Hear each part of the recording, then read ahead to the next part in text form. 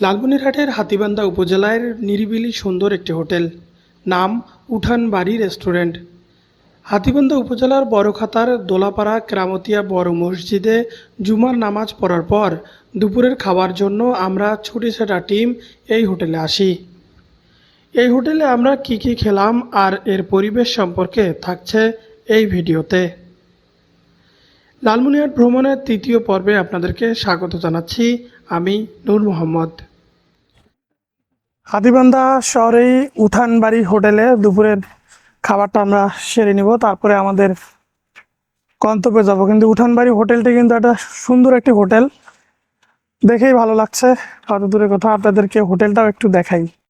এটি হলো হোটেলের প্রবেশ দ্বার, দেখা আছে স্বাগতম উঠান বাড়ি, বাংলা ও চাইনিজ খাবার। তারপরেই হলো মূল আকর্ষণ, দেখাই যাচ্ছে হোটেলটি দেখতে অনেক সুন্দর।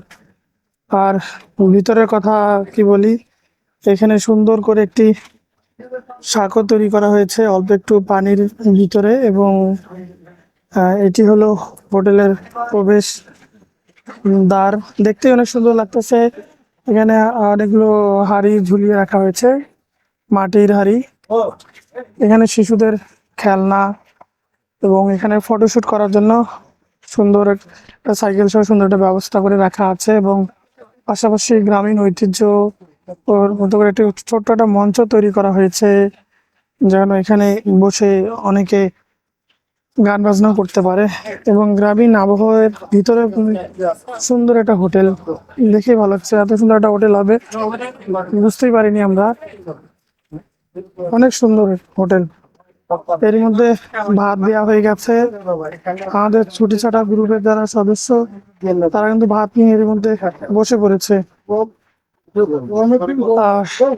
চালটা হলো দেখে মনে হচ্ছে খড়ের, হলো খড়ের চাল। উপরে গ্রাম বাংলার অনেক আবহ তৈরি করে রাখা হয়েছে। পাশেই একটা পুকুর রয়েছে, এখানে পুকুরে মাছ রাখা হয়েছে। মাছগুলো হলো শিঙি মাছ, আর এটার নাম এই মুহূর্তে ভুলে গেলাম। এই মাছগুলো বুড়িগঙ্গা নদীতে পাওয়া যায় প্রচুর, যদি এগুলো খাওয়া যায় না। সেই মাছগুলো এখানে রাখা হয়েছে, এবং যে মাটির হাড়ি সেগুলো ঝুলিয়ে রাখা হয়েছে। বাঁশ বেত দিয়ে অনেক সুন্দরভাবে হোটেলটিকে সাজিয়ে তুলেছে, দেখেই ভালো লাগছে। খাবার কি হবে সেটি এখন দেখার বিষয়। আমি মহাভারতটা পুরোটা পড়ছি তো ভাই ভাত কি করলেন? ওরা ক্লাসিফিকেশন ভাত তো না হবে তুই খাইছিস খাওয়ার অংশ দে। হুজুরের মধ্যে খাওয়া শুরু হয়ে গেছে। আমরা ছুটি ছাটা গ্রুপ এখন খেতে বসেছি উঠান বাড়ি রেস্টুরেন্টে। এটা হলো হাতীবান্ধায়। খাবারটা মোটামুটি অনেক টেস্টি। সবজি, তারপর টমেটো ভর্তা স্পেশাল হলো, স্পেশাল টমেটো ভর্তাটা স্পেশাল ভাবে তৈরি করা হয়েছে, দেখেই বোঝা যাচ্ছে অনেক ভালো লাগছে। এবং সবজিটাও ভালো লাগছে। আলু ভর্তা, পটল ভাজি এবং তিস্তা নদীর বৈরালি মাছ। আমাদের ছুটি ছাটা গ্রুপের যারা সদস্য, তাদের প্রত্যাশার জায়গা ছিল যে তারা বৈরালি মাছটা এই নদীর তিস্তা নদীর পাড়ে এসে খাবে। তাদের আশা পূর্ণ হয়েছে, সেজন্য ভালো লাগছে। বৈরালি মাছ একটা অনেক হ্যাঁ, এটা নিয়ে অনেক ভালো লাগছে। আর এটা নিয়ে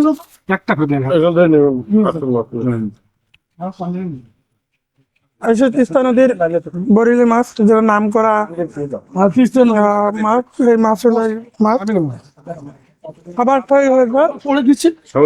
আমরা একটু সবাই মজা করে খাই, বাকিটা পরে। খাবার কেমন লাগলো, কি খেলেন? খাবার খুবই ভালো লাগছে। সবচেয়ে যেটা আমার পছন্দ, গরম ভাত। ভাতটা ছিল গরম, বরেলি মাছ এবং আমাদের তিস্তার ঐতিহ্য বৈরালি মাছ। আমার খুব পছন্দ হলো ভর্তা, আলু ভর্তা এবং টমেটো ভর্তা। সবজিটা ছিল বেস্ট, মিষ্টি কুমড়া, আলু এবং পুঁই শাক আমার খুব পছন্দের এটা একটা সবজি। আর এই পটল ভাজিটাও আমার ভালো লাগছে ভাই, খুব চমৎকার ছিল। খাবারটা কেমন লাগলো? আলহামদুলিল্লাহ, খুব সুন্দর লাগছে। আলু ভর্তাটা স্পেশাল ভাবে তৈরি করা একবারে, আর সরষের তেল দিয়ে বানানো, সুন্দর টেস্ট। আর সব খাবারের টেস্টি, আলহামদুলিল্লাহ। ভালোভাবে খান।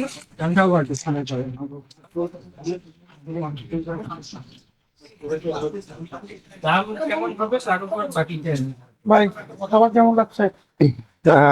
ধন্যবাদ। খাবার খুব চমৎকার হয়েছে, দেশি খাবার যাকে বলে।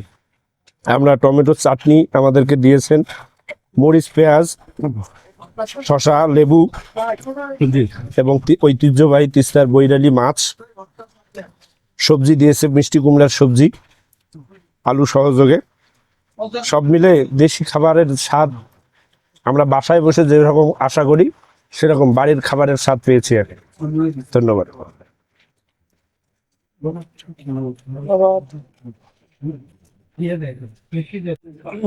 উঠান বাড়িতে খাওয়া দাওয়া শেষে ফটোশুট করা হলো।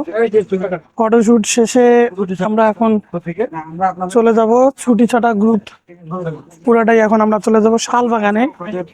সেটিও হাতীবান্ধায় পড়েছে। অবশ্য রেস্টুরেন্টে খেয়ে ভালোই লাগলো, এবং পরিবেশ, এরকম একটি উপজেলা এরকম একটি রেস্টুরেন্ট আছে, এটাই ভাবনার বিষয়। আমাদের খাওয়া দাওয়া শেষ, ছবি তোলাও শেষ, ঘোরাঘুরিও শেষ, এখন চলে যাবে। ওমা, এটা দেখি না আরো ছবি তুলবে, বিকেলবেলা ভিউ ভালো। আমাদের টিম আরো ছবি তুলবে। অর্থাৎ আমি কেন ছবি থেকে বাদ যাব? ছবি থেকে বাদ দেওয়া যাবে না, তাই যে ওরা দাঁড়িয়েছে তাই আমিও যাই। হাতীবান্ধার উঠানবাড়ি রেস্টুরেন্টে খাওয়া দাওয়া শেষ করে আমরা এখন রওনা দিলাম দইখাওয়ার শালবাগানের দিকে। লালমনিরহাট ভ্রমণের চতুর্থ পর্বে দেখাবো শালবাগান ঘোরাঘুরির চিত্র। আজ এ পর্যন্তই। সকলে ভালো থাকবেন, সুস্থ থাকবেন।